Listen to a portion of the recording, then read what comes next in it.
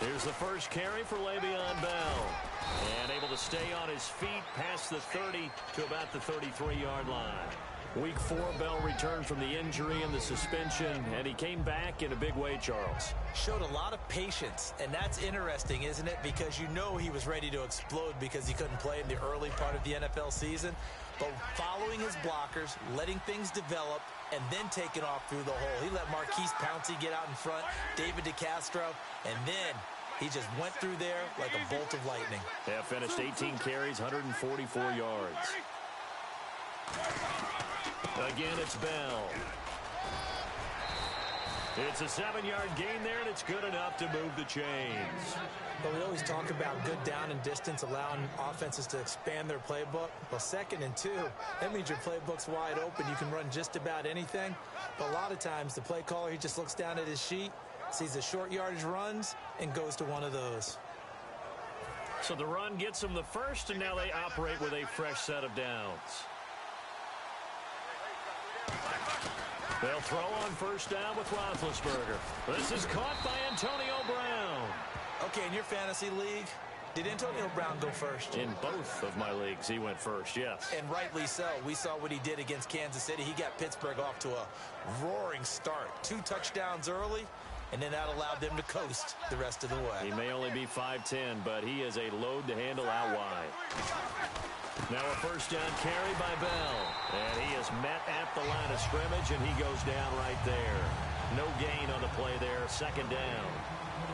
Offensive starters time. Electric is certainly a word that comes to mind when you talk about Le'Veon Bell. Love the way that he reshaped his body coming out of college. A bigger, thicker runner while he was at Michigan State. Lost weight, became more of a whippet in the NFL. And now no one can tackle the guy, whether he's running it or catching it. They'll go again with Bell. Stays on his feet. And brought down, but able to get it to their 30-yard line. A really nice pickup of 14 yards, and it moves the sticks. It's funny, partner. Le'Veon Bell, when he came out of Michigan State, when I go back and look at my analysis of him and what my grades were for him, thought he was a big-time player, great potential. But I didn't know we were going to get this player. I was used to a big, solid, thick running back. But now, I've got a full package. Trying for Brown, and nothing but green grass here, middle of the field. Picked off by the Pro Bowler, Anthony Barr. And he will take this one home. It's a touchdown. And the defense could not have written a much better script than that first drive, pick 6. The offense never got a chance to really get oiled up there, did they? But the defense, they certainly got in gear. What a big-time play and a great way for them to start. But now the offense, they've got to turn things around and figure this out because your backs are on the ground real quickly. Yeah, usually when you're starting the game, getting the ball, 0-0 is the only score you're worried about. Now the second time you get it, you're already down a touchdown. And he's able to put it through. So they throw the pick 6. They'll get another shot at it now as this one's in the air. That'll be taken in the end zone. And he's able to get it across the 20, but not by much as he's marked down at the 21-yard line. Pittsburgh's offense now heading back out onto the field. And last time, decent field position through the pick 6. Obviously costly. But they can't afford to just bunker in now. All right, good field position means go ahead and attack on offense. Try and press the advantage a little bit. They just have to be better with the football on this possession. So that didn't bother you too much last time? No, because it's exactly what you're supposed to do. You can't have good field position, not try to take advantage of it. Sometimes the defense makes a good play, too. It's a pickup of 33 yards. And it'll give the Steelers a first down.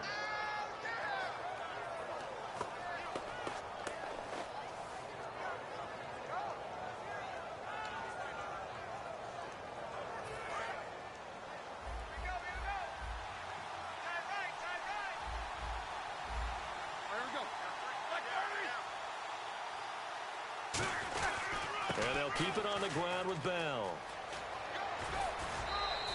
Just what you want on a first down run. Call it 8 yards. And it's 2nd and 2. That was another good run, and he's having an excellent day. And right now, I don't think his team could have any more confidence in handing him the football.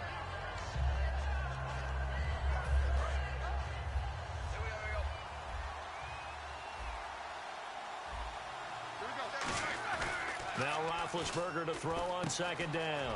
Over the middle here to Brown. And he gets this one all the way down inside the 20-yard line. A good grab there by the former Central Michigan man, Antonio Brown. And he ate up some real estate on the catch, too, didn't he? I think the most impressive part of it, though, if there's a chance for him to get the football, even though he was covered well, he somehow finds a way to get it. On the counter, here's Bell. And he's got this one down to the 10. A solid run on first down. Gain of 7 leaves him with a 2nd and 3. We are watching a runner having a really nice game. Carrying it very well. Vision is excellent, but boy, look at the help he's getting. Offensive line, I think they're pretty eager to block for him. On second down, it's Bell. And this carry not as productive. He's swallowed up at the line of scrimmage. Call it no gain that time as it's going to leave him with a 3rd and about 3 to go. And the linebacking core could certainly be crucial today. They do everything really, really well. Fly to the football, defend the pass, you name it. Trying to get it to Wheaton, and it's intercepted. Picked off by Captain Mutterland. And a short return to the 6-yard line. Well, he's had problems here early in his career with interceptions in the red zone, and that rears its ugly head again there. And you know what happens, too, is that even when you have those issues, your offensive coordinator, your quarterback coach is trying to give you confidence in that situation, and they may still call those plays, hoping to get an easy, cheap touchdown for you, but you violate their trust and their confidence, and you make plays like that. Now the Georgia Southern man, this is Jerick McKinnon, and he'll be hit and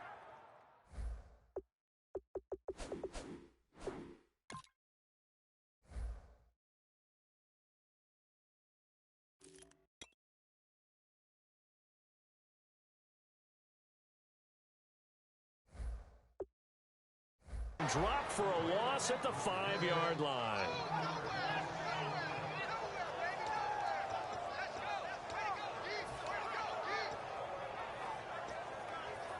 So now 11 yards to go for this offensive unit. It's second down.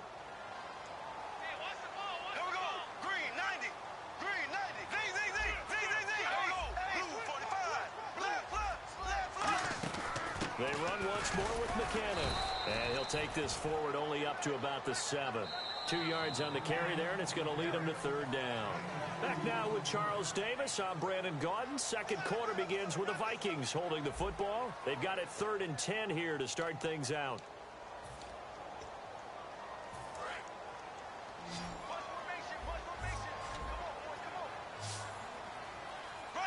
And the wideout in motion. On 3rd down, Bradford. And he's got Kyle Rudolph. 15 yards through the air and a 1st down.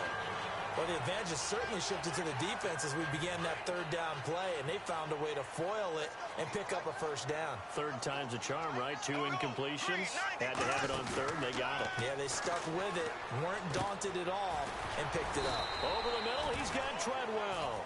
It'll be a gain of 9, and it'll be 2nd and about a yard.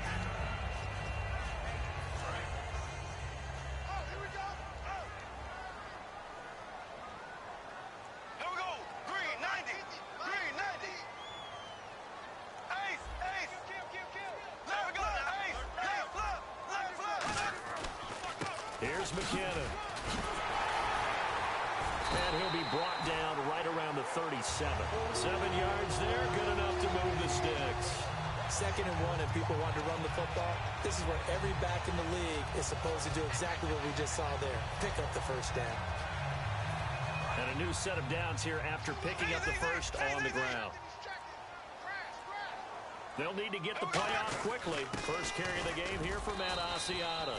5 yards on the carry. Good pickup on 1st down. And that's exactly what you want on a 1st down run. Pick up 5 yards, bring up 2nd and 5. The defensive line, though, they've got to figure out a way to out-leverage the guys up front because the offensive line is winning at the point of attack.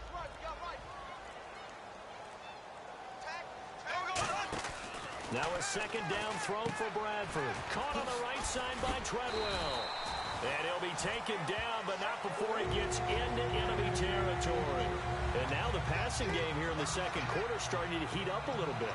Don't you feel the rhythm starting to happen, right? You see it. Now the confidence is starting to rise. I think now as a play caller, because that has happened, you lean on it a little bit more. You don't go totally away from running the football, but you do say, guess what? We can throw it. We can throw it well with a whole lot of confidence. And he'll fight forward maybe to the line of scrimmage, but that's all. Just a yard on the pickup there, and it'll bring up a 2nd and 9.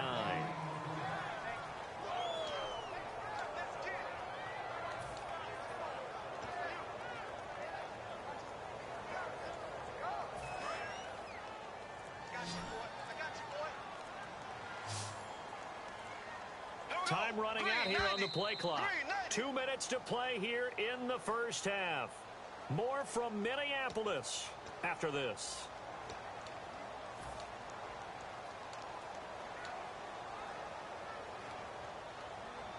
And the 8th play on this drive coming up.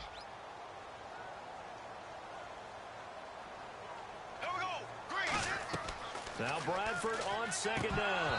And that is incomplete. He was trying to get it to Jerick McKinnon there. And now it's 3rd down. And there was a good opportunity to just went awry there. A drop pass. I guess that's why they call them running backs and not catching backs. Play number 9 on the drive coming up. And they need 9 yards on 3rd down. Bradford from the gun on 3rd down. Johnson with a completion over the middle. Just a 1-yard pickup on the play, and that's going to make it 4th down. They didn't get the first down, but I have to say I do like the call. I like what they were trying to do. Try and hit your receiver on the run and see if he can pick it up, keep it on his feet, get a little rack yardage. Yeah, but a nice job defensively to get to him and keep him short of the first. So here we go. The offense is going to stay out there. They're going for it on 4th and 8. Here we go now. Blue 45. Blue 45. Bradford to throw for it on 4. And it is incomplete. With a little break here, looking down at the Week 5 NFL ledger, I'm really looking forward to that Giants-Packers game Sunday night. That's just one of those traditional matchups in the NFL. They used to play for championships back in the good old days. Yeah, and we also have Tom Brady coming back, and he'll be visiting Cleveland. Yeah, that's going to be a big one. But what about Carson Wentz? They're still calling it Wentzylvania, and he's got a big matchup going to Detroit.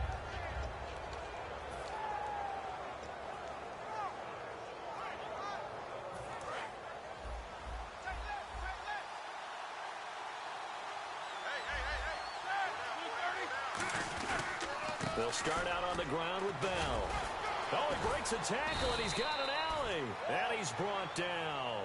Give him 13 on the pickup there. And it's good enough for a Pittsburgh first down. So the run moves the chains, and here we go on first down. Really good, skillful, tough running throughout this contest. Picked up first down after blitz coming, and down he goes. Now hold everything here. We're going to get a timeout by the offense. It's just their first, so they'll have 2 remaining here before we get to halftime.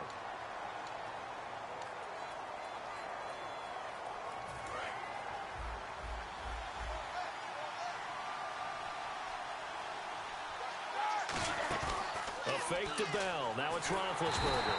Under pressure, and they got to him again. The corner blitz pays off there as they sack him for a loss of 5.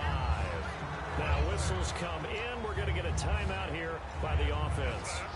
So that means they're down to 1 remaining here as we head toward halftime.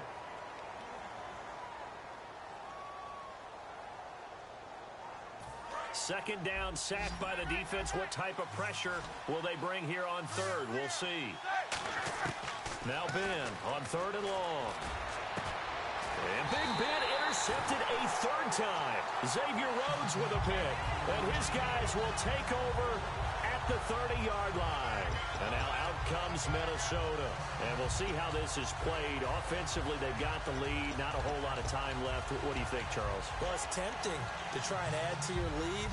But a mistake there, that could change things in a big way. I say go ahead, take the knee, get on out for the half.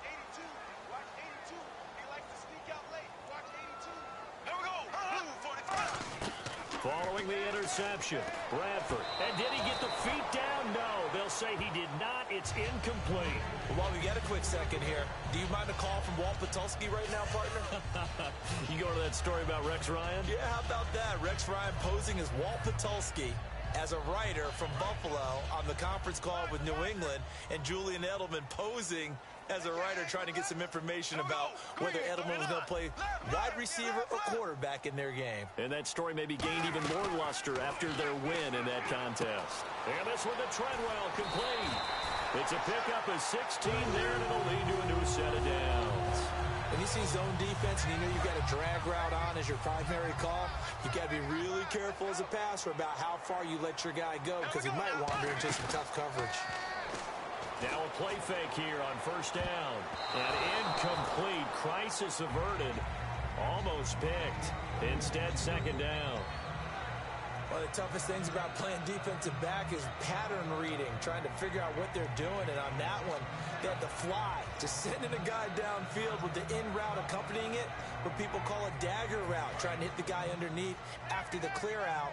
In this case, though, they're not able to get it done. Yeah, they said forget the underneath route. They went for the guy on the fly, but as you said, incomplete. Completing it to the right side, Johnson. Now hold everything here. We're going to get a timeout by the offense. So that means they're down to one remaining here as we head toward halftime.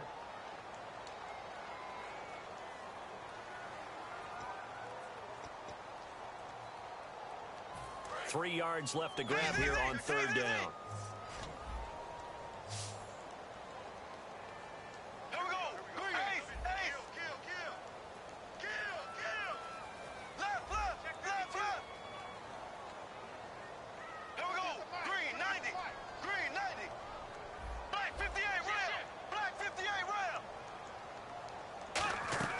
Third and short yardage, Bradford. And he's able to find Diggs. Now whistles come in. We're going to get a timeout here by the offense. And with halftime on the horizon, they'll be out of timeouts from here forward. They come out 5 wide, 3 of them to the right side. Bradford to throw it. Complete. It's Johnson. And he's going to get this inside the 30. 12 yards on the pickup, and it'll give the Vikings a first down. And the offense moving quickly to the line. Now Bradford going for it all. Oh, he had 6 points in his hands there. Couldn't hang on. Second down. You can feel the anguish all the way up here. It certainly looked like he had that one in the end zone, open, unable to hold on to it. So with 4 seconds to go in the half, here's the field goal unit onto the field. From the right hash, this from 45 yards away. And that is not going to get there. Oh, he missed it short. It's no good. First half in the books. You're watching the NFL on EA Sports. Both teams appear ready for the fight ahead, and we resume action here in quarter number 3. This is fielded a couple yards deep. And he'll bring it a few past the 20 to the 23-yard line. Out come the Vikings. They'll have it first on offense as we begin the third. They have the lead. Now they'll be looking for some separation here as we begin the third quarter. I like the way you term that, because now I think they go a little bit deeper into their playbook. They like what they did in the first half. That worked okay. But in order to get the separation that you just talked about, change things up a little bit. Change your tendencies. Try and hit them a little bit more with some things they didn't see in the first half. We'll see if they do just that. They'll come out in the pistol. Now a second down throw for Bradford. Screen play, McKinnon. They find some open field here. And he's got daylight. It's a foot race. Touchdown, Vikings. Jarek McKinnon, 83 yards. And the Vikings are going to add on to their lead. Well, he's used to running it that distance. Here he had to catch it, too, before making the run. Heck of a play for the score. There's not many things better for an offense than a back who's a complete guy who can run it and catch it. And we just saw him complete a big-time play for a touchdown. So we had the touchdown. Now here's Blair Walsh to kick this one away. On the return, here's Justin Gilbert. And they're going to start this drive in pretty good shape as they get it up past the 30. Time for the Steelers offense now to get set for their first possession of half number 2. They're down in this game. A chance for the offense, though, to put something on the board, get some momentum here in half 2. Try and get things kick-started for them. And you know at the half, they discussed how they were going to get that done. This is where scripting comes into play a lot of the time. How many plays do you script coming out of the second? Most of the time in the first half, you're scripting 12 to 16. I think in the second half, you're really scripting more like 8 to 10. Kind of a starter or an opener, whatever terminology they use. Just something to get you off to a quick start. Man, these guys may not win this ball game, but you certainly can't fault the effort of this man here today. He's been a real thorn in their sides all afternoon. And that last carry puts him over the 100-yard mark. Now Roethlisberger going to hand to Bell. And for one of the few times here today, this run's not going to go anywhere. The tackle made there by Linval Joseph. And that's one of the few times they've been able to contain him. He's had a heck of a game, and maybe he's getting a little bit tired from how many times he's carried the ball. But I always think back to what all those old coaches say. The ball's not that heavy. Keep carrying it, kid.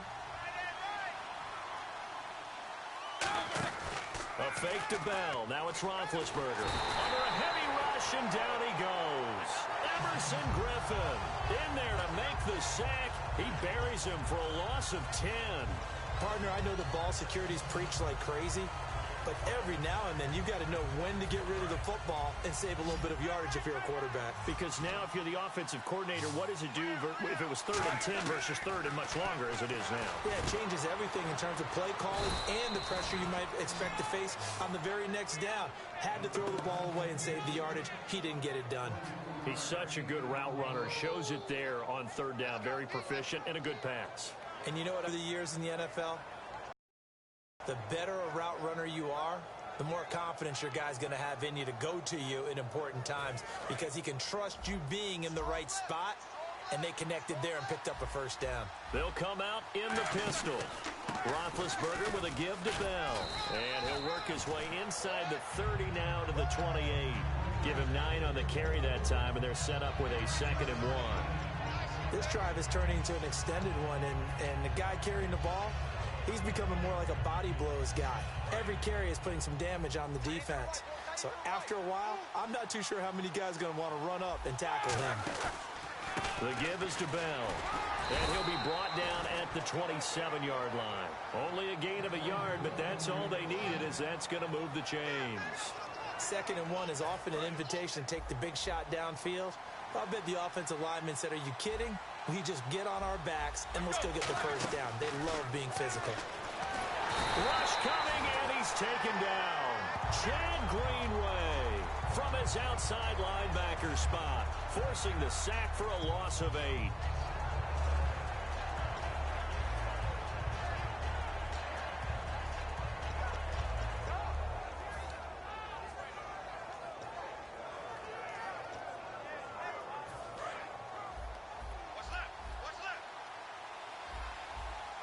They come up in an offset eye.